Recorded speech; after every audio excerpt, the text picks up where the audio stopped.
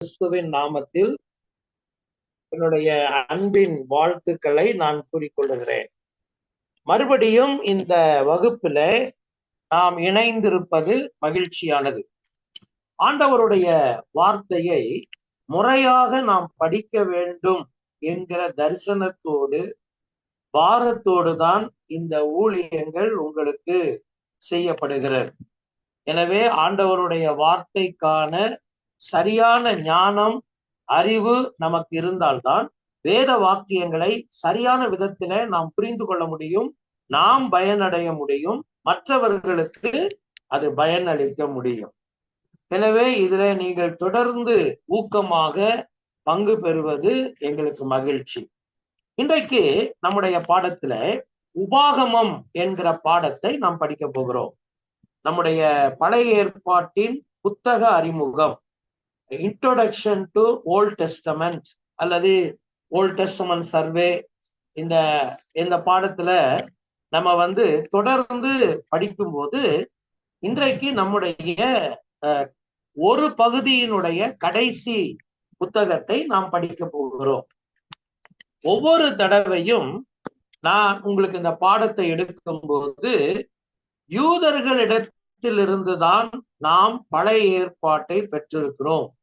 இதை நான் உங்களுக்கு நினைவுபடுத்தி கொண்டே இருக்கிறேன். யூதர்களிடத்தில் வைத்திருக்கிற வேதாகமத்தை தான் நாம் பழைய ஏற்பாடு என்று நாம் பயன்படுத்துகிறோம். அதை நாம் பயன்படுத்தும் போது அதுல சிறிய மாற்றங்களை நாம் ஏற்படுத்தி இருக்கிறோம் என்பதை நான் உங்களுக்கு சொன்னேன்.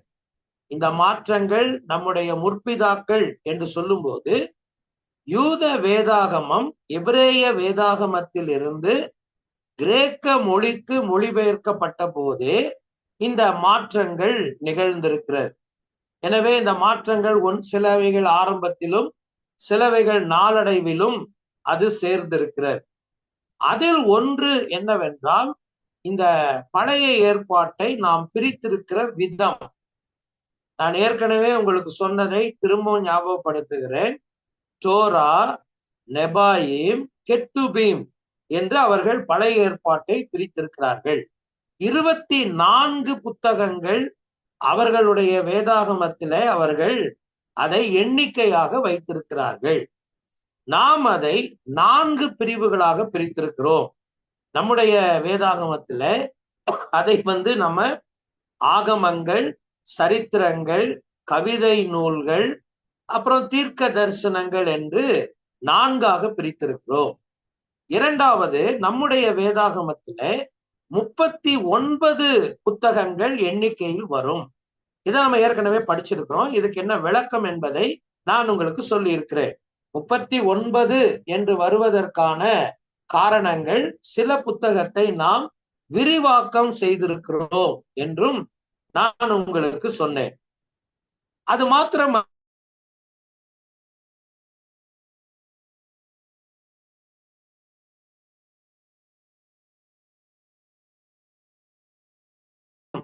அப்படின்னு வரும்போது யூத வேதாகமத்திலிருந்து நாம் வேறுபடுகிறோம். ஆனால் நீங்க இப்ப இதுவரைக்கும் நாம் இப்பொழுது படித்து கொண்டிருக்கிற இந்த உபாகமம் வரைக்கும் அந்த வரிசையில் எந்த விதமான மாற்றமும் இல்லை என்பதை நீங்கள் புரிந்து கொள்ள வேண்டும். சோ அதை தான் நம்ம இன்னைக்கு படிக்க போறோம். இப்ப நம்முடைய பகுதியின் பிரகாரமே, நாம வைத்திருக்கிற பிரிவின் பிரகாரமே ஆதியாகமத்திலிருந்து உபாகமம் வரைக்கும் ஆகமங்கள் என்று நாம் சொல்கிறோம்.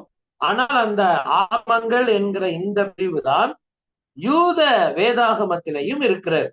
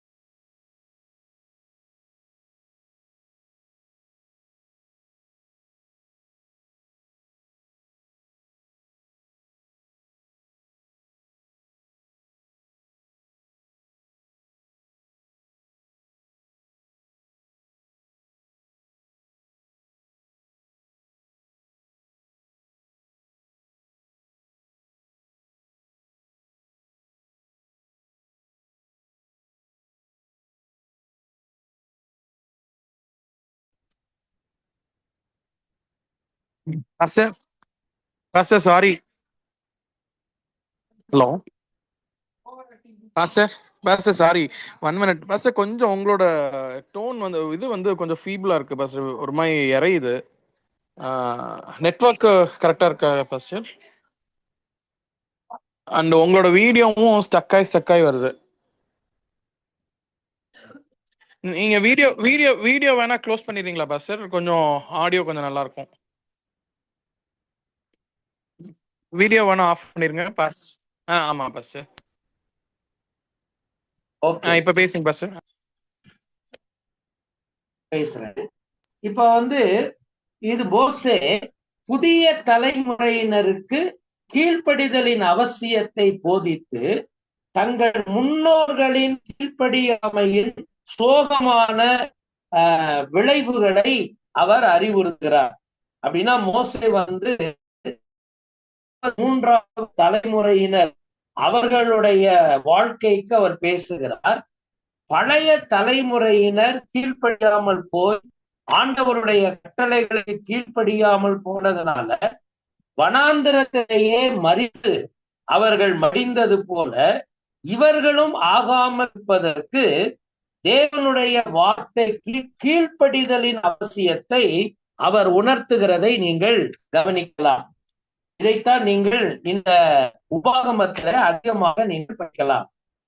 கடந்த காலங்கள், அதாவது இஸ்ரவேலருடைய சரித்திரம், இதிலிருந்து நிகழ்காலத்திற்கு, அதாவது அவங்களுடைய கடந்த காலம் என்பது அவங்களுடைய ஹிஸ்டரி. இப்போ அவங்க நிகழ்காலத்திற்கு, அதாவது இப்போ இஸ்ரவேலின் தூய்மையும் தாயகமும் அப்படின்னா இஸ்ரவேல் மக்கள் பரிசுத்த வாழ்க்கைக்கும் இந்த தாயகிற வார்த்தைய தூயகம் என்று மாற்றிக்கொள்ளுங்கள். தாயகம் அல்ல, தூயகம். தூயகம் என்றால் பரிசுத்தமான இடம். பரிசுத்தமான இடம் என்று நாம் இங்கே இருப்பது ஆண்டவருடைய கூடாரத்தை, ஆசரிப்பு கூடாரத்தை தான் நாம் அப்படி சொல்லுகிறோம். இப்ப இவங்க கடந்த கால ஒரு அதாவது அடிமைத்தனத்திலிருந்து மீட்கப்பட்டு இப்பொழுது பரிசுத்தமும் பரிசுத்த கூடாரத்திற்குள்ளும் என்ற நிலைக்குள்ளாக அவர்கள் முன்னேறி வந்திருக்கிறார்கள். இப்போ அதிலிருந்து எதிர்காலத்திற்கு அவர்கள் போகிறார்கள். எதிர்காலம் என்ன?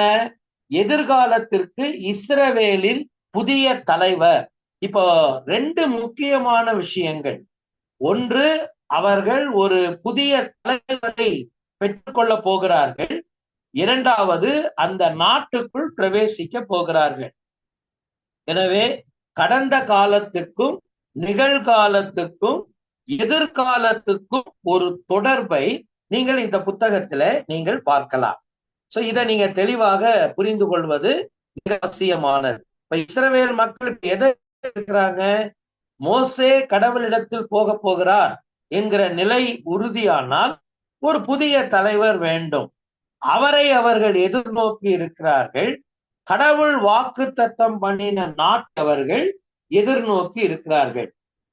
கடைசி பேராகிராஃப் நீங்க பாத்தீங்கன்னா, இஸ்ரவேலின் ஆண்டவரின் உண்மை எகிப்திலிருந்து வெளியே கொண்டு வந்து வளமான பூமியை சுதந்திரித்துக் கொள்வதை வெளிப்பட்டதை அதிகம் அறிவுறுத்துகிறார். இப்போ மோசே எதை இங்க எம்பசைஸ் பண்றாருன்னா, கடவுள் எவ்வளவு உண்மை உள்ளவர். என்ன உண்மை உள்ளவர்? எகிப்து நாட்டிலே அடிமைப்பட்டிருந்த அவர்களை அவர் வெளியே கொண்டு வந்தது மாத்திரமல்ல, அவர் வாக்குத்தத்தம் பண்ணின தேசத்தை அவர்களுக்கு கொடுப்பதற்கான ஒரு உண்மையை ஆண்டவர் பாதுகாத்தார். இடையிலவர் வந்து அவங்களை கைவிடவில்லை, அவர்களை விட்டு ஆண்டவர் விலகவில்லை. எவ்வளவு தூரம் அவர்கள் ஆண்டவருக்கு விரோதமான காரியங்களை செய்த போதிலும் தேவன் அவர்களுக்கு உண்மை உள்ளவராய் இருந்தார் என்பதை நீங்கள் தெளிவாக புரிந்து கொள்ளலாம். அடுத்து நம்முடைய தலைப்பு அறிமுகம். வழக்கமாக நம்ம படிக்கிற அந்த தொடர்ச்சியில ஒவ்வொரு புத்தகத்திற்கான தலைப்பை நாம் படித்து வருகிறோம். இப்ப நம்ம 3 மொழியில படிக்கிறோம். எபிரேயம், கிரேக்கம், அப்புறம் லத்தீன் மொழி. எபிரேயம் அதுதான் 3 தான் முதல்ல அந்த சோர்ஸ் லாங்குவேஜஸ். அந்த ஆரிஜின் வந்து ஹீப்ரு, அதுக்கப்புறம் அது வந்து கிரீக்கு வந்துச்சு, அதுக்கப்புறம் அதனுடைய மொழியாக்கம் வந்து டிரான்ஸ்லேஷன் லாட்டினுக்கு வந்திருக்கு. அதனால நாம் அதை தான் ஃபாலோ பண்றோம். சோ எபிரேய வேதாகமம் இதற்கு வைத்திருக்கிற தலைப்பு என்னவென்றால் ஹதேப்ரிம் என்கிற ஒரு தலைப்பை அது வைத்திருக்கிறது. இதுக்கு என்ன அர்த்தம்? த வேர்ட்ஸ் அப்படின்றது அர்த்தம். ஆங்கிலத்துல த வேர்ட்ஸ் என்பது அர்த்தம். உபாகமம் 1:1 நீங்கள் இப்படி வாசிக்கலாம். These are the words that Moses spoke to all the people of Israel என்று அது ஆரம்பிக்கும். ஆனால் நம்முடைய தமிழ் வேதாகமத்துல மோசே உரைத்த வசனங்கள் என்று 2வது வசனத்துல அது வரும். ஆனால் அது எபிரேய வேதாகமத்துல ஆரம்ப வரிகளில் தான் அது இருக்கிறது. அதுக்கு என்ன அர்த்தம்? த வேர்ட்ஸ், வார்த்தைகள் அல்லது மோசே சொன்னவை என்பதனுடைய அர்த்தம். இது முதல் அதிகாரத்தின் ஆரம்ப வசனத்தில் இருந்து எடுக்கப்பட்டது. இந்த உபாகமத்துக்கு ஒரு பெயர் இருக்கு. என்னன்னா கட்டளையின் 5 கட்டளைகள் 5 புத்தகங்களிலே 5ல் 5வது புத்தகம் என்று இது அழைக்கப்பட்டது. மோசேயின் 5 ஆகமங்களை இந்த இந்த புத்தகத்தோடு வேதாகமம் நிறைவு செய்த போதிலும் யூத மக்கள் இதற்கு என்ன பெயர் வைக்கிறாங்க? மிஸ்னே ஹட்டோரா என்று அவர்கள் அதை தலைப்பிடுகிறார்கள். அவங்க சொல்றதுக்கு அர்த்தம் என்னன்னா ரெப்படிஷன் ஆஃப் த லா அப்படின்னு அழைக்கிறாங்க. கட்டளையின் மறு உரை என்பது அதனுடைய பொருள்.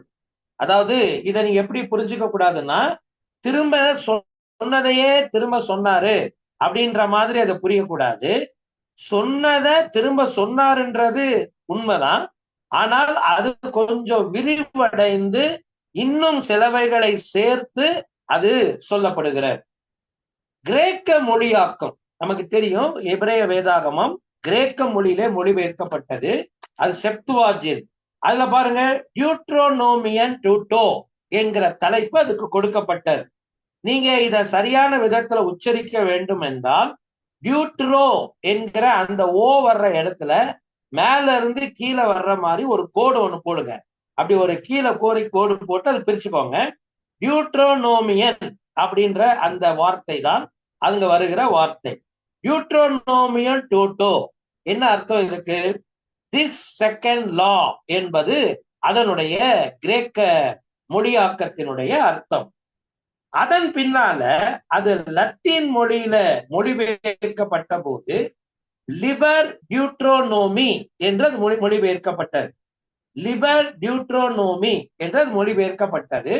அதாவது second law, book of the second law அப்படிங்கிற அர்த்தத்தை அது கொடுக்கப்பட்டது.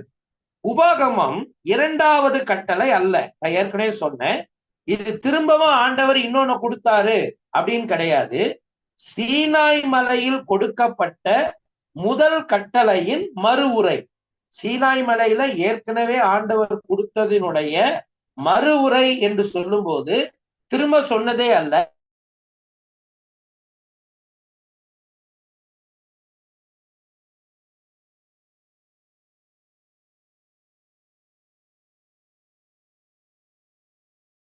மறுபடியும் நினைவு கூறப்படுவதனாலே, நீங்க அந்த புக்கை படிச்சிருக்கீங்களா? நீங்க படிச்சு பாருங்க. மோசே வந்து கடந்த காலத்தில் நடந்தவைகளை எல்லாம் அப்படியே சொல்லிக்கிட்டே வருவார். என்னெல்லாம் நடந்துச்சு ஹிஸ்டரியில, அவர் என்ன பண்ணாரு, கடவுள் என்ன பண்ணாரு, மக்கள் என்ன பண்ணாங்க, அதை சொல்லிக்கிட்டே வருவார்.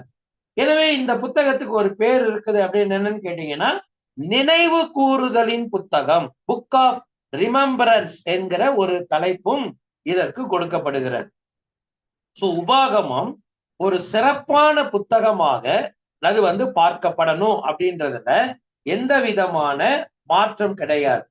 பழைய ஏற்பாட்டின் சிறந்த புத்தகங்களில் இது ஒன்று என கருதப்படுகிறது. புதிய ஏற்பாட்டுல 80 தடவைகளுக்கு மேல் இதுல இருந்து ரெஃபரன்ஸ் வந்து அங்கே குறிக்கப்படுகிறது. 80 தடவைகளுக்கு மேல இந்த உபாகமத்தில் இருக்கிற வார்த்தைகள் அல்லது வசன குறிப்புகள் புதிய ஏற்பாட்டில் குறிக்கப்படுகிறது என்றால் நீங்க தெரிஞ்சுக்கலாம் அதனுடைய முக்கியத்துவம் எவ்வளவு அதிகமாக இருந்தது என்று. உபாகமத்தின் ஆசிரியர் மோசே என்பதற்கு எதிர்நிலை அறிஞர்கள் கடும் எதிர்ப்பை தெரிவிக்கிறார்கள்.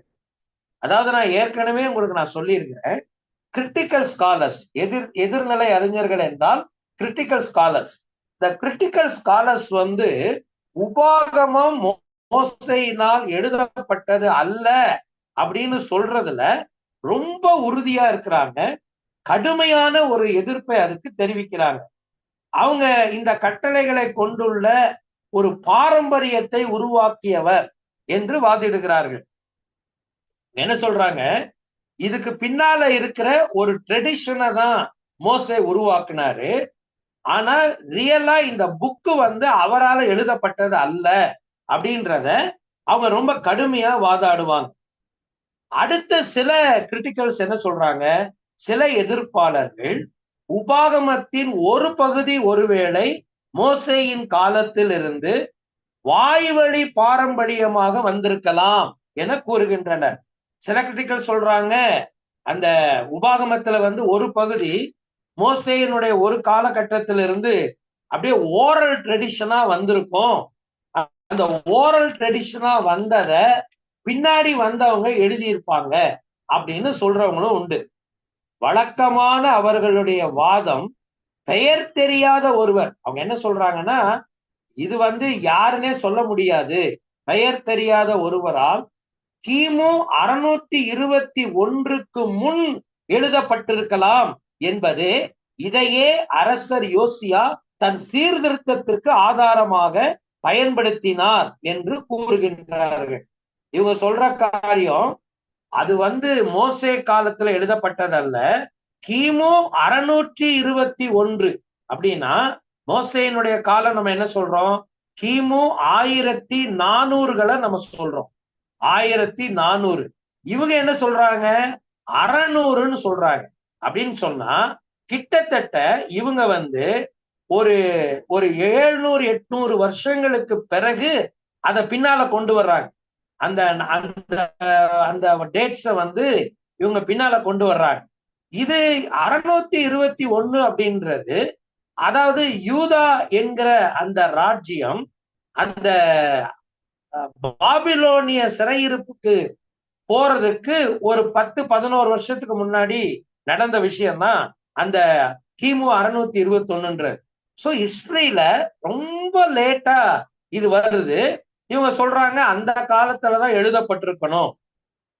இவங்க சொல்றாங்க பாத்தீங்களா, யோசியா அப்படின்னு ஒரு ராஜா, அங்க அதுக்கு இது கொடுத்திருக்கோம் பாத்தீங்களா, 2 ராஜாக்கள் 22ஆம் அதிகாரம் 23ஆம் அதிகாரம், அதுல 3-2 வந்திருக்கும் நோட்ஸ்ல, ஒரு 2 கேன்சல் பண்ணிருங்க.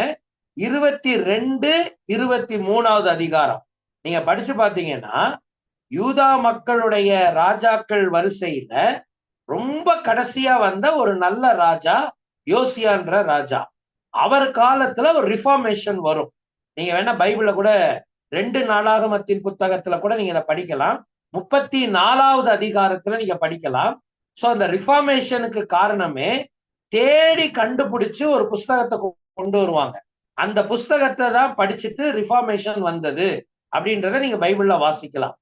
இவங்க என்ன சொல்றாங்க, இந்த கிரிட்டிக்கல்ஸ், அவங்க தேடி எடுத்த அந்த புக்கு வேற எதுவும் கிடையாது, இந்த டியூட்ரானமி தான், உபாகமம் தான் அப்படின்னு இவங்க வாதிடுறாங்க. ஆனா அது வேதத்தை அடிப்படையாக கொண்டு போதிக்கிற வேத ஆய்வாளர்கள் அதை ஏத்துக்கிறது இல்லை. கன்சர்வேட்டிவ் ஸ்காலர்ஸ் அதை ஏத்துக்கிறது இல்லை. அவங்க சொல்றாங்க, அவங்க தேடி கண்டுபிடிச்சு கொண்டு வந்த புக்கு உபாகமம் கிடையாது, முழு நியாயப்பிரமாண புத்தகம், மோசையினால் கொடுக்கப்பட்ட முழு நியாயப்பிரமாண புஸ்தகத்தை தான் அவங்க கொண்டு வந்தாங்க. சோ நம்ம அதைத்தான் நம்புறோம். எனவே கிரிட்டிக்கல் ஸ்காலர் சொல்ற இத நம்ம ஏத்துக்கிறது இல்லை. அதனாலதான் பாருங்க, ஆனால் இந்த வாதங்கள் எல்லாம் மதிக்கத்தக்கதல்ல என்பதற்கு அநேக காரணங்கள் இருக்கிறது. இவங்க சொல்ற எதையுமே நம்ம ஏத்துக்க முடியாது அப்படின்றதுக்கு நிறைய ரீசன் இருக்கு. என்னெல்லாம் ரீசன் இருக்கு? முதல்ல எக்ஸ்டர்னல் எவிடன்ஸ், அதாவது மோசே தான் இதுக்கு ஆசிரியர் அப்படின்றதுக்கு எக்ஸ்டர்னல் எவிடன்ஸ் இருக்கு நமக்கு. பழைய ஏற்பாடு உபாகமத்தையும் மற்ற 5 புத்தகங்களையும் மோசே உடனேயே தொடர்பு படுத்துகிறது. நீங்க பழைய ஏற்பாட்டுல நீங்க நான் கொடுத்திருக்கிற அந்த ரெஃபரன்ஸ் எல்லாம் படிச்சு பாருங்க. அது எல்லாமே இந்த 5 ஆகமங்களை மோசேயோடு தான் கனெக்ட் பண்ணுது. சோ அதனால இத வெளியில இருந்து ஒரு ஆள் எழுதினார் அப்படின்றத நம்ம ஏத்துக்க முடியாது. யோசுவா மற்றும் 1 சாமுவேல் புத்தகங்கள் இந்த சட்டங்கள் எழுதப்பட்டு தொகுக்கப்பட்ட நிலையில் கானானில் இருந்து இஸ்ரவேலரை கட்டுப்படுத்தியது என அறிவிக்கிறார். யோசுவா புத்தகத்தை 1 சாமுவேல் புத்தகத்தை எல்லாம் நீங்க படிச்சு பார்த்தீங்கன்னா இந்த புத்தகங்கள் எல்லாம் ஏற்கனவே எழுதப்பட்டு அந்த புத்தகங்கள் தான் இஸ்ரவேல் மக்களை கானான் தேசத்துல கண்ட்ரோல் பண்ணுச்சு. கானான் தேசத்தை அவங்க சுதந்திரித்த போது அவங்களுடைய லைஃபுக்கு இருந்த வேர்ட் ஆஃப் காட் என்ன, அவங்களை எது வழி நடத்துச்சு? இந்த 5 புத்தகங்கள் தான் வழி நடத்துச்சு. எனவே அதுக்கப்புறமா எழுதினார் அப்படின்னு சொல்றது மீனிங்லெஸ். சரிங்களா? ஆண்டவராகிய இயேசு சாத்தானுடைய சோதனையில் அவனை வெல்லுவதற்கு இந்த பகுதியில் இருந்துதான் வசனங்களை பயன்படுத்தினார். இயேசுநாதர் இந்த உலகத்துல வாழ்ந்த நாட்கள்ல பிசாசினால் சோதிக்கப்பட்டார் அப்படின்னு பைபிள்ல வாசிக்கிறோம். மத்தேயு 4வது அதிகாரத்துல படிக்கிறோம், லூக்கா 4ஆம் அதிகாரத்துல படிக்கிறோம். நீங்க பாருங்க, அந்த சோதனையில ஆண்டவர் பயன்படுத்தின, இப்ப அவன் போய் முதல்ல கல்லுகளை அப்பங்கள் ஆக்குன்னு சொல்றான், அதுக்கப்புறம் மேல இருந்து கீழே குதிங்கன்னு சொல்றான், அதுக்கப்புறம் என் காலில் விழுங்கன்னு சொல்றான். இந்த சோதனைகளுக்கான எல்லா பதிலையும் ஆண்டவர் பழைய ஏற்பாட்டுல இருந்து வசனத்துல தான் சொன்னார். ஆனா அந்த வசனங்கள் எல்லாமே எதிலிருந்து எடுக்கப்பட்டது? அது உபாகமத்திலிருந்து தான் எடுக்கப்பட்டது. நீங்க வேணா எடுத்து படிச்சு பாருங்க. உபாகமத்தை தான் ஆண்டவர் பயன்படுத்தினார். அதை அவர்கள் மோசேக்கே ஆண்டவர் உரித்தாக்கினார். ஆண்டவரே இந்த ஆத்தர்ஷிப்பை மோசேக்கு தான் கொடுக்கிறார். நீங்க மற்ற ரெஃபரன்ஸையும் நீங்க பார்த்துக்கலாம்.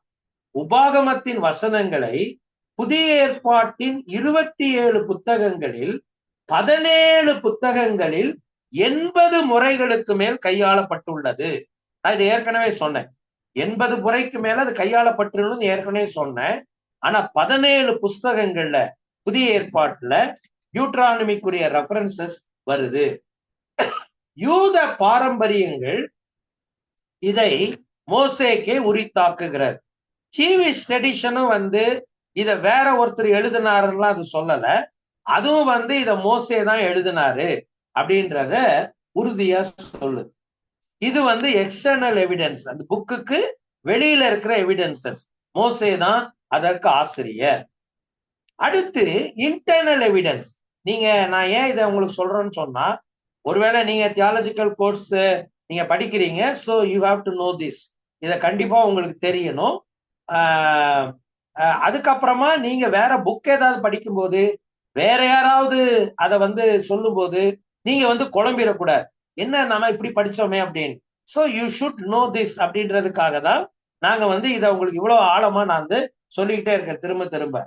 உள்ளாதாரங்கள் என்ன? இந்த புஸ்தகத்துக்குள்ளேயே இவர்தான் ஆசிரியர் என்பதற்கான ஆதாரங்கள் என்ன? உபாகமம் 40 உரிமை ஆதாரங்களை மோசே இப்புத்தகத்தை எழுதினார் என்பதற்கு கொண்டுள்ளது.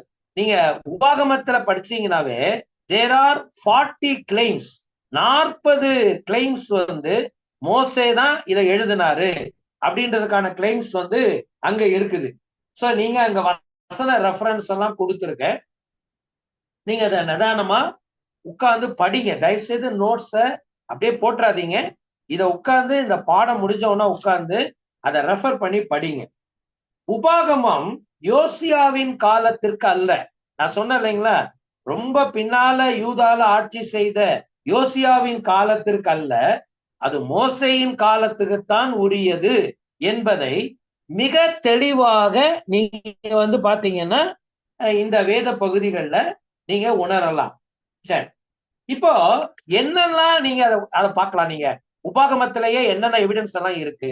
ஒன்று, கானான் தேசம் வெளியிலிருந்து பார்க்கப்படுகிறது. இவங்க சொல்ற மாதிரி கானான் தேசத்தெல்லாம் சுதந்திரித்த பிறகு அது ரொம்ப ரீசண்டா எழுதப்பட்ட ஒரு புஸ்தகம்னா அப்ப அது அந்த நாட்டில இருந்தே தானே எழுதப்பட்டிருக்கணும். அந்த நாட்டில இருந்தே எழுதப்பட்டதற்கான ஆதாரங்கள் அதுல இருக்கணும் இல்லைங்களா? ஆனா உபாகமத்தை படிச்சீங்கன்னா கானான் தேசத்தை வெளியில இருந்துதான் அந்த ஆத்தர் பாக்குறார். அந்த நாட்டுக்குள்ள இருந்து அவர் எழுதல. அதுவே ஒரு ஃபர்ஸ்ட் ஆதாரம். இரண்டாவது, கானானிய சமயம் எதிர்கால ஆபத்தாக பார்க்கப்படுகிறது. நீங்க அந்த புக்ல எல்லாம் நீங்க படிக்கும்போது ஆண்டவர் அடிக்கடி மோசையின் மூலமா சொல்ற ஒரு வார்த்தை என்ன தெரியுமா? நீங்க கானான் தேசத்தை சுதந்திரிக்கும் போது அங்க இருக்கிற புறஜாதி மக்கள் அவங்க இந்த மாதிரி எல்லாம் பழக்கம் உடையவங்க, இந்த மாதிரி விக்கிரக ஆராதனை உடையவங்க, அவங்களுடைய பழக்க வழக்கங்களுக்கும் ஆராதனைகளுக்கும் நீங்க அடிமைப்பட்டு விடக்கூடாது. சோ அது ஒரு எதிர்கால ஆபத்தாகத்தான் பார்க்கப்படுகிறது. ஒருவேளை உள்நாட்டுல இருந்தே எழுதுனாங்கன்னா அப்படி எழுதுவாங்களா யாராவது? நீங்க போய் சுதந்திரித்துக் கொள்ளும் போது அங்க இருக்கிற ஜாதிகள் அப்படின்னா யாராவது எழுதுவாங்களா?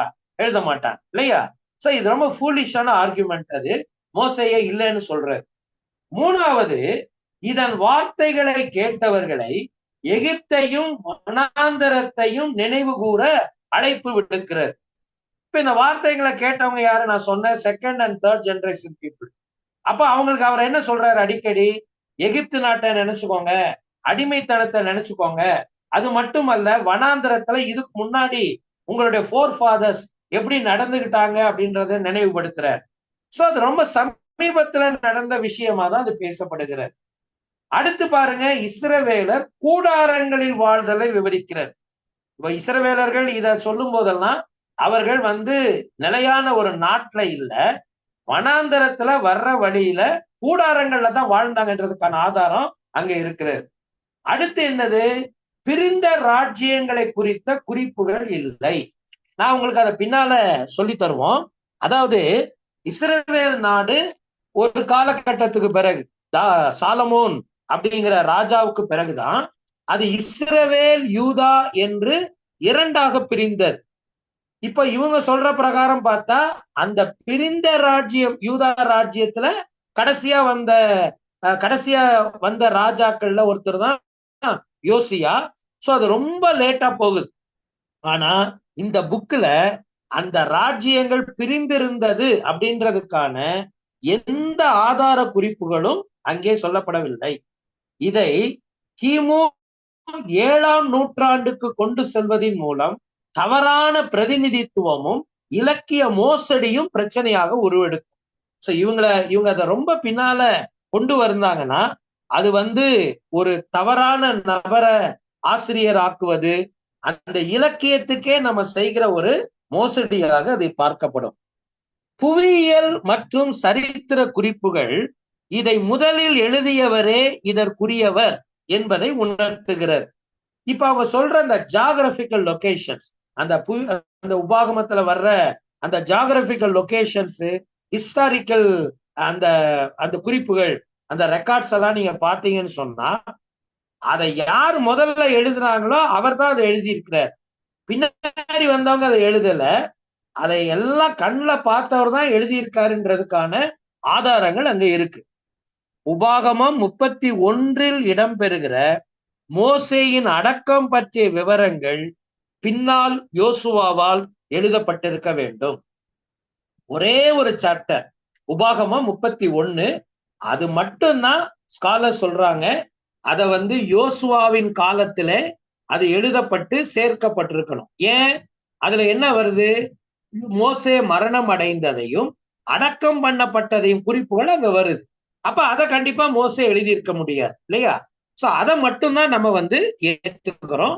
சோ வேற எதையும் நம்ம ஏத்துக்கிறது இல்லை. சோ மோசே தான் இதன் ஆசிரியர். இதை நீங்க நம்முடைய மாணவர்கள் மனதுல தெளிவா வச்சுக்கோங்க. இப்போ நம்ம இந்த புக்கை முடிக்க போற நிலையில ஆதியாகமத்திலிருந்து உபாகமம் வரைக்கும் இந்த அனைத்து புத்தகங்களுக்கும் மோசேதான் ஆசிரியர். அடுத்து இந்த புத்தகத்திலே நடந்த சம்பவங்களின் காலங்களும் அதனுடைய அமைப்பும், டேட் அண்ட் செட்டிங்ஸ் என்ன இருக்குன்னு பார்ப்போம். உபாகமம் லேவியராகமத்தை போன்று சரித்திர ரீதியாக எழுதப்படவில்லை. நான் உங்களுக்கு லேவியராகமம் நடத்தும் போதே சொன்னேன், லேவியராகமத்தை இஸ்ரவேல் மக்கள் கட்டளையாக பெற்றபோது அவங்க எந்த விதமான ஜேர்னியும் இல்ல. they were not engaged in any journeys. அவங்க ஒரே இடத்துல இருந்தாங்க. அதே மாதிரிதான் இந்த உபாகமத்தை அவர் பேசும்போதும் அவங்க ஒரே இடத்துல தங்கி இருந்தாங்க. மோவாப் என்கிற சமவெளியில அவங்க தங்கி இருந்தாங்க. முற்றிலுமாக இது மோவாப் சமவெளியில் எரிகோ மற்றும் யோர்தானுக்கு கிழக்கு பகுதியிலிருந்து பேசப்பட்டது. இது 1 மாத காலத்தை அடக்கி உள்ளது. ஏறத்தாழ ஒரு மாத காலத்தை அவங்க அங்க இருந்ததாக நீங்க குறிப்புகளை பார்க்கலாம். சோ இதுல இருக்கிற விஷயங்கள் எல்லாம் மோசே அங்கிருந்து தான் பேசுறாரு. சோ 1 மாத காலத்துக்குள்ள இந்த விஷயங்கள் எல்லாம் அங்கே சொல்லப்பட்டிருக்கிறது. உபாகமம் 1, 3 மற்றும் 3ஆம் 34, 8 இதெல்லாம் நீங்க அதோட யோசுவாவோட நீங்க கொஞ்சம் அதை கம்பேர் பண்ணி பார்க்கணும். இப்புத்தகம் 40 வருட வனாந்திர பயணத்தின் இறுதியில் எழுதப்பட்டது. நான் திரும்ப சொல்றேன், மோசேயினுடைய இறுதி காலகட்டம், அவருடைய வாழ்நாளின் இறுதி கட்டம் மாத்திரமல்ல, இஸ்ரவேல் மக்களுக்கும் வனாந்தர யாத்திரையினுடைய இறுதி கட்டம். அதாவது கிமு 1405 இது எழுதப்பட்டது. புதிய தலைமுறையினர் கானானுக்குள் நுழைய முனைந்து கொண்டிருந்த காலத்தில் மோசே ஜனங்களை கடவுளை நம்புவதிலும் கீழ்ப்படிவதினால் ஆசீர்வாதங்களை சுதந்திரித்து கொள்ளுதலுக்கும் உற்சாகப்படுத்தவே இதை அவர் எழுதினார். இப்போ ஜனங்க கடவுளை தொடர்ந்து நம்பணும், ஆண்டவருக்கு கீழ்ப்படியணும், கீழ்ப்படிதலின் மூலமாக அவர்கள் தேவனுடைய ஆசீர்வாதங்களை சுதந்திரித்துக் கொள்ளணும். சோ இதுதான் இதனுடைய பிரைம் எய்மா பர்பஸா இருக்குது அப்படின்றத நீங்க பார்க்கலாம். அடுத்து இந்த புக்கினுடைய கருப்பொருளும் நோக்கமும் அப்படின்னா தீம் அண்ட் பர்பஸ் என்னது? மறவாதபடி எச்சரிக்கையாயிரு. நீங்க இந்த புக்ல நான் ஏற்கனவே சொன்னேன், இந்த புக்குக்கு ஒரு பேர் புக் ஆஃப் ரிமெம்பரன்ஸ். அதாவது நிறைய விஷயங்களை இஸ்ரவேல் ஜனங்கள் மறக்க கூடாது, மறவாதபடிக்கு எச்சரிக்கையாயிருங்கிற வார்த்தை ரொம்ப முக்கியமான ஒரு வார்த்தை. எதெல்லாம் மறக்க கூடாது? கடவுள் செய்த நன்மைகளையும் ஆசீர்வாதங்களையும் மறக்க கூடாது.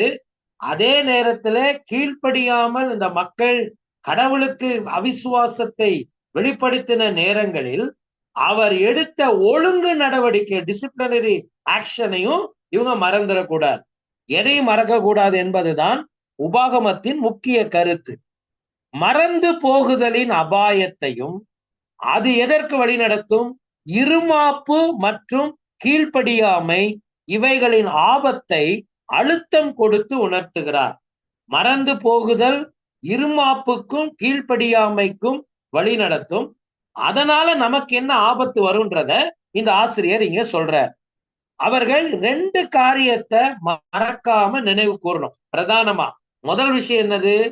அவர்கள் செழித்து பெருகும் போது, அவர்களைன்னு வருது, அவர்கள் செழித்து பெருகும் போது அதற்கு காரணம் யெகோவா ஆண்டவர் என்பதை உணர்தல் வேண்டும்.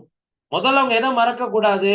பின்னால் அவங்க செழித்து வளரும் போது இதுக்கெல்லாம் காரணம் யெகோவா ஆண்டவர், இதை மறக்க கூடாது. அவர்கள் அவருக்கு கீழ்ப்படியாமல் போகும்போது அவர்களை அவர் கண்டித்தும் தண்டித்தும் ஒழுங்குபடுத்துவார். இதுவே காதேஸ் பர்னேயாவில் கடவுளை நம்ப மறுத்தோருக்கு நடந்தது இவர்களுக்கு பாடமாக அமைந்துள்ளது. நான் சொன்னேன் இல்லைங்களா, ஒண்ணு கடவுளுடைய நன்மைகளையும் மறக்க கூடாது, கடவுளுடைய கண்டிப்புகளையும் மறக்க கூடாது. கீழ்ப்படியாமல் போன போதெல்லாம் கடவுள் என்ன செஞ்சிருக்கிறாரு? கண்டிச்சிருக்கிறாரு, தண்டிச்சிருக்கிறார். இதுதான் காதேஸ் பர்னேயாவில் நடந்தது அப்படின்னு சொல்லி அவங்க வாசிக்கிறோம். காதேஸ் பர்னேயா அப்படிங்கிற இடத்துல என்ன நடந்தது?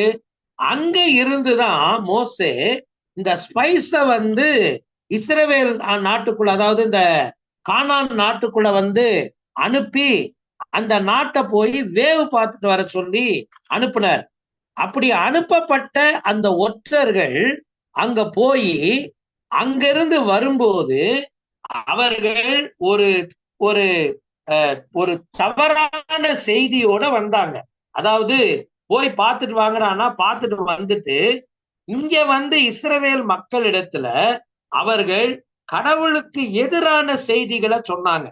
நம்ம அங்க போக கூடாது, அங்க போனா செத்து போயிருவோம், அவங்க நம்மளை விட எல்லாம் பெரிய ஆளுங்க, இப்படியெல்லாம் சொல்லி மக்களை டிஸ்கரேஜ் பண்ணி இதனால ஒரு பெரிய பிரச்சனைங்க நடந்தது.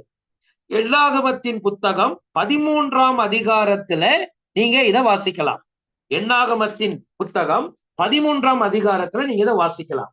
சோ அந்த அப்படி நம்ப மறுத்தவர்கள் கடவுளால் தண்டிக்கப்பட்டார்கள் என்பதையும் இங்க வந்து அவர் வந்து நினைவு கூறும்படியாக சொல்றார். உபாகமம் ஆசீர்வாதத்திற்கு நிபந்தனை கீழ்ப்படிதல் என்னும் அழைப்பை முன்வைக்கிறது. அதாவது உபாகமம் சொல்ற மெயின் லெசன் என்னன்னா, ஆசீர்வாதத்திற்கு நிபந்தனை என்னவென்றால் கீழ்ப்படிதல். அதுதான் அதுக்கு நிபந்தனை. அந்த அழைப்பை தான் அது கொடுக்குது. உனக்கு ஆசீர்வாதம் வேண்டும் என்றால் நீ கீழ்ப்படிய வேண்டும். கடவுள் எப்பொழுதுமே தம் உடன்படிக்கைக்கு உண்மை உள்ளவராய் இருந்திருக்கிறார். அதை இப்பொழுது புதிய தலைமுறையினருக்கும் நீடித்திருக்கிறார். ஆண்டவர் is always loyal to his கவர்னன்ட். கடவுள் எப்பவுமே தன்னுடைய உடன்படிக்கைக்கு ஒரு உண்மை உள்ளவர். அவர் அதை பழைய சந்ததிக்கு மட்டும் இல்ல, புதிய சந்ததிகளுக்கும் அதை அவர் நீட்டித்திருக்கிறார். உபாகமத்தை நீங்க படிக்கும்போது இது அந்த காலத்துல, அந்த மோசேயினுடைய காலத்துல யாராவது ஒருத்தர் வந்து இந்த கவர்னன்ட் பண்ணும்போது, அதாவது ஒரு ஒப்பந்தம் அக்ரிமெண்ட் போடும்போது, அந்த அக்ரிமெண்ட்டை வந்து அதை வந்து போட்ட உடன்படிக்கைய ஒரு காலகட்டத்துக்கு பிறகு ரெனியூவல் பண்ணுவாங்க இல்லைங்களா? அக்ரிமெண்ட் ரெனியூவல் ஆகும் இல்லையா? அந்த ரெனியூவல் பண்ற அந்த அக்ரிமெண்ட் மாதிரியே இந்த புக்கும் இருக்கிறது அப்படின்னு ஒரு ஸ்காலர் சொல்றார். அந்த காலத்துல வந்து இந்த ட்ரீட்டைஸ் வந்து கவர்னன்ட் ட்ரீட்டைஸ் வந்து எல்லாமே வந்து திரும்பி வந்து அதை ரெனியூவல் பண்ணுவாங்க. ரெனியூவல் பண்ணும்போது அந்த ரெனியூவல்ல என்னெல்லாம் விஷயங்கள் இருக்குமோ அதே அம்சங்கள் இந்த புத்தகத்தில் இருக்கிறது. அதனால அவங்க என்ன சொல்றாங்க, உபாகமம் ஓர் உடன்படிக்கையை புதுப்பிக்கும் ஆவணமாகும், கவர்னன்ட் ரெனியூவல் டாக்குமெண்ட் அப்படின்னு சொல்றாங்க. இது மோசேயின் காலங்களில் கிழக்கத்திய பகுதிகளில் பயன்பட்ட ஒப்பந்த வடிவங்களை போலவே உள்ளது. அந்த ஒப்பந்தங்கள் கீழ்காணும் கூறுகளை கொண்டது. அந்த காலத்துல வந்து ஒரு கவர்னன்ட்ல எங்கேஜ் ஆகிறவங்க அல்லது ஒரு ஒரு அக்ரிமெண்ட்டை போடுறவங்க இந்த கீழே இருக்கிற இந்த விஷயங்கள் எல்லாம் அதுல வச்சிருப்பாங்க. இந்த கீழே இருக்கிற நான் ஒரு 5 விஷயம் எழுதியிருக்கேன் பாத்தீங்களா, இந்த 5 விஷயம் அவங்களுடைய அக்ரிமெண்ட்ல இருக்கும். அதே மாதிரி இந்த புக் இருக்கிறத நீங்க பார்க்கலாம். அதனாலதான் அதுக்கு பக்கத்துல இந்த புக்கும் அதுக்கு மாதிரியே இருக்குன்றதுக்காக ரெஃபரன்ஸ் கொடுத்துருக்கோம் உபாகமத்துல இருந்து. முதல்ல அந்த காலத்துல அந்த கவர்னன்ட் ரெனியூவல் டாக்குமெண்ட்ல என்ன இருக்கும், ஒப்பந்தம் செய்து கொள்ளும் குழுவினரின் பட்டியல், யார் யாரு அந்த கவர்னன்ட்ல எங்கேஜ் ஆக போறாங்க அப்படிங்கிறவங்களுடைய லிஸ்ட் இருக்கும். அதே மாதிரி உபாகமத்துல பாத்தீங்கன்னா கடவுளுக்கும் மனிதர்களுக்கும் இடையில நடந்த உடன்படிக்கையில யார் யார் இருந்தாங்கன்ற பட்டியல 1ஆம் அதிகாரம் 1 வசனத்திலிருந்து 5ஆம் வசனம் வரைக்கும் நீங்க பார்க்கலாம்.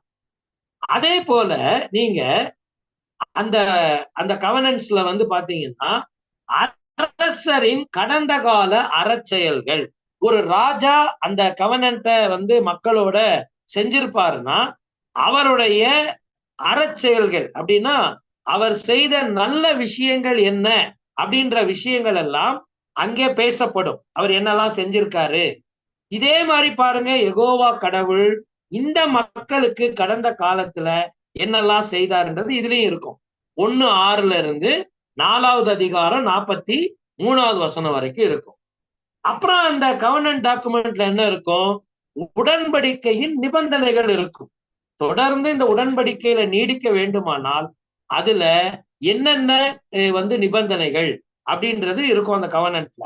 அதே மாதிரி கடவுள் இவங்களுக்கும் சொல்ற, கடவுளுக்கும் அவங்களுக்கும் நடந்த இந்த உடன்படிக்கை நீடிக்கணும்னா இவங்க என்ன செய்யணும், 4:44 இருந்து 26ஆம் அதிகாரம் 19வது வசனம் வரைக்கும் நீங்க அதை பார்க்கலாம்.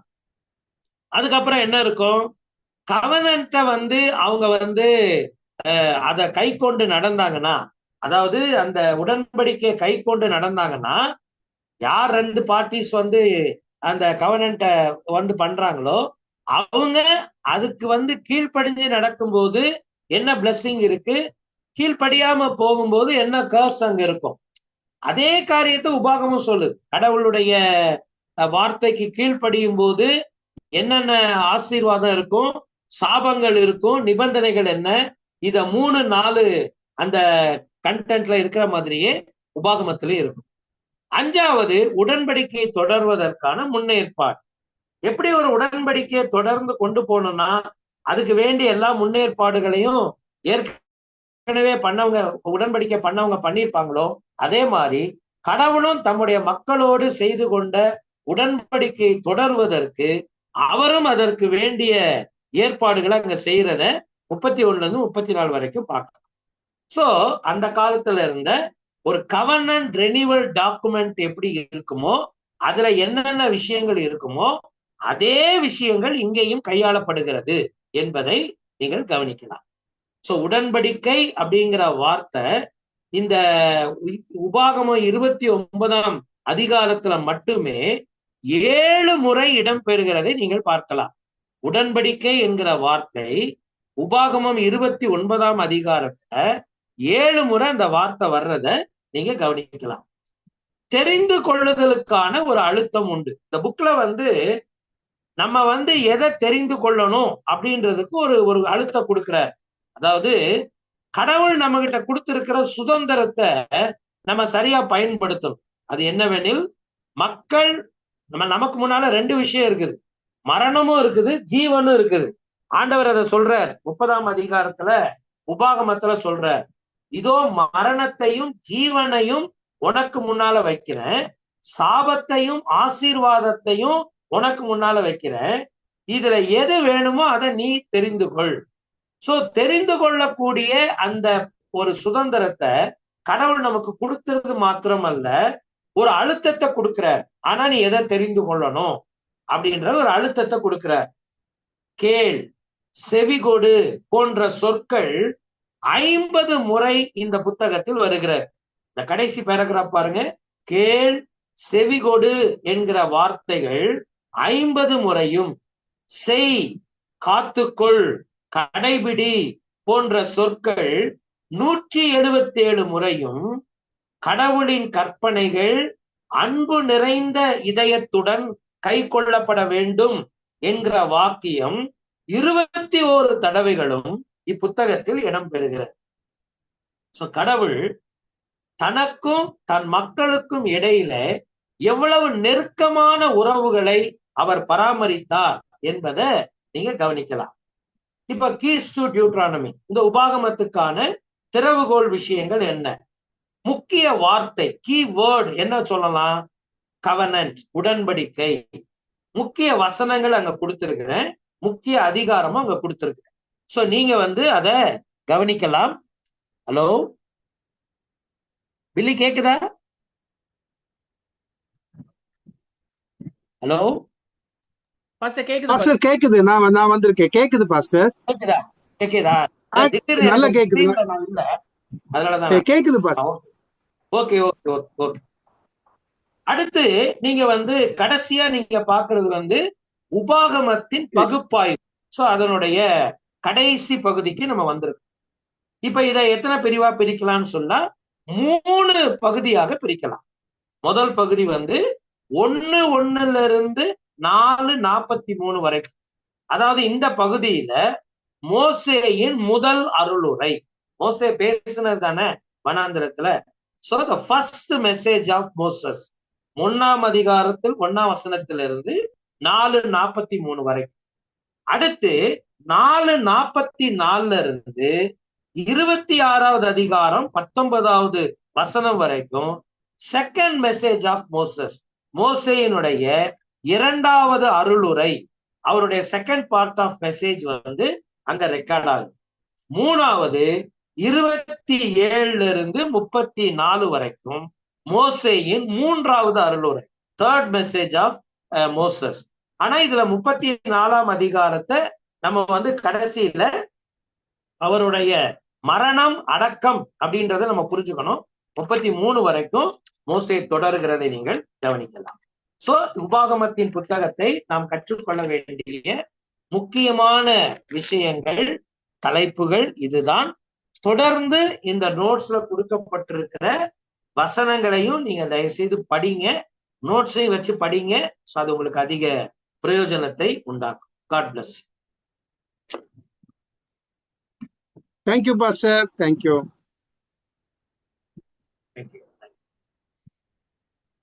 ரொம்ப சந்தோஷம். அருமையான ரெவரண்ட் பால்ராஜ் ஐயா அவர்கள் சிறப்பாக இந்த பாடத்தை நடத்தினார். அதை நல்லபடியாக நிறைவு செய்திருக்கிறார். தொடர்ந்து அடுத்த வாரத்திலும் பாஸ்டர் அவர்கள் அடுத்த புத்தகத்தை அவர் நடத்துவார். ஓட்டி சர்வே முழுவதும் பாஸ்டர் பால்ராஜ் அவர்கள் தான் நடத்துவார்.